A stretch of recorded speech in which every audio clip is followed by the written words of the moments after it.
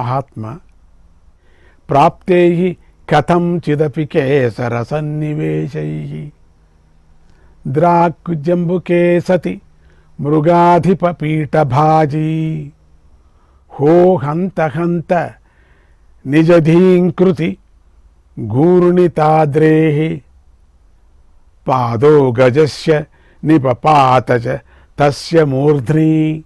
किसी तरह सिंह के मुखावरण को प्राप्त करके और उसी धारण करके कोई गीदड़ सिंह के आसन पर बैठ जाता है तो दुख की बात है कि वह गीदड़ अपने स्वर से पर्वतों को गुंजायमान करने वाले हाथी का पैर सिर पर पड़ने से निश्चित ही मारा जाएगा। कुछ लोग थोड़ा सा योगासन सीखकर और योग सूत्र एवं गीता के थोड़े से श्लोक याद कर स्वयं को सर्वज्ञ समझने लगते हैं और सोचते हैं कि उन्होंने जीवन का परम आनंद प्राप्त कर लिया है। वे योगियों संतों के वस्त्र धारण कर महात्मा का रूप ले लेते हैं। धर्म का प्रवचन करते हुए बहुत से शिष्य बना लेते हैं। हम सब देख रहा है अभी धर्म का प्रवचन करते हैं।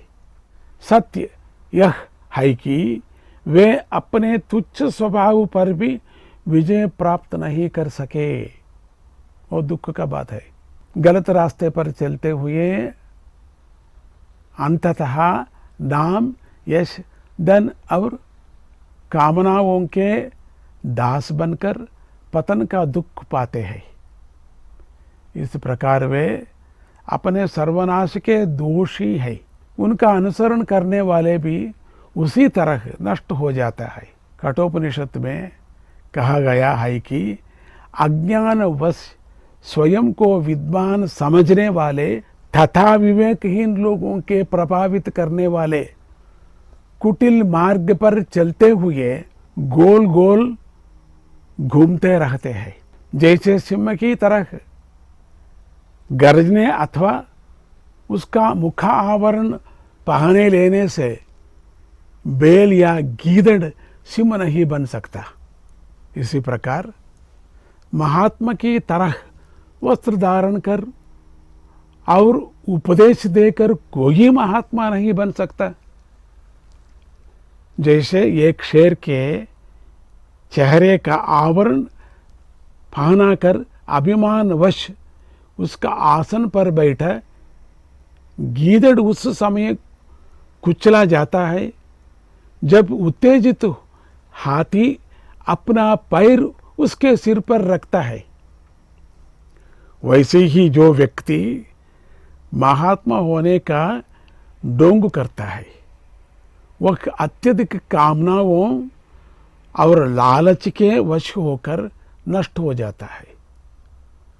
दूसरे शब्दों में डोंग करने वाले व्यक्ति में काम और लोभ को रोकने की शक्ति नहीं होती।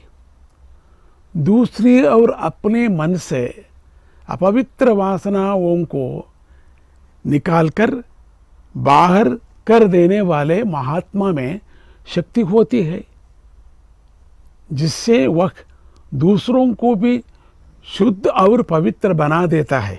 महात्मा शब्द का अर्थ है महान आत्मा यानी सबका आत्मा।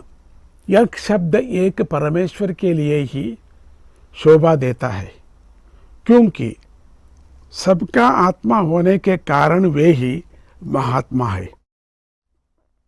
श्री भगवद गीता में भगवान स्वयं कहते हैं, हे अर्जुन, मैं सब भूत प्राणियों के हृदय में स्थित सबका आत्मा हूं। जो पुरुष भगवान को तत्व से जानता है अर्थात भगवान को प्राप्त हो जाता है वह महात्मा कहलाता है। ऐसे महात्माओं का मिलना बहुत ही दुर्लभ है। गीता में भगवान ने कहा है, हजारों मनुष्यों में कोई ही मेरी प्राप्ति के लिए यत्न करता है और उन यत्न करने वाले योगियों में कोई ही मुझको तत्व से जानते है। कहने का मतलब है, जो भगवान के तत्व को समझता है उसके लिए संपूर्ण भूतों का आत्मा उसी का आत्मा हो जाता है। संपूर्ण भूतों पर ऐसा आत्मा है जो इसी भावना से रहते हैं। अपने और दूसरों के सुख दुख में उनकी समबुद्धि हो जाती है। वे किसी से घृणा नहीं करते। ऐसे व्यक्तियों का संग अमोघ होता है।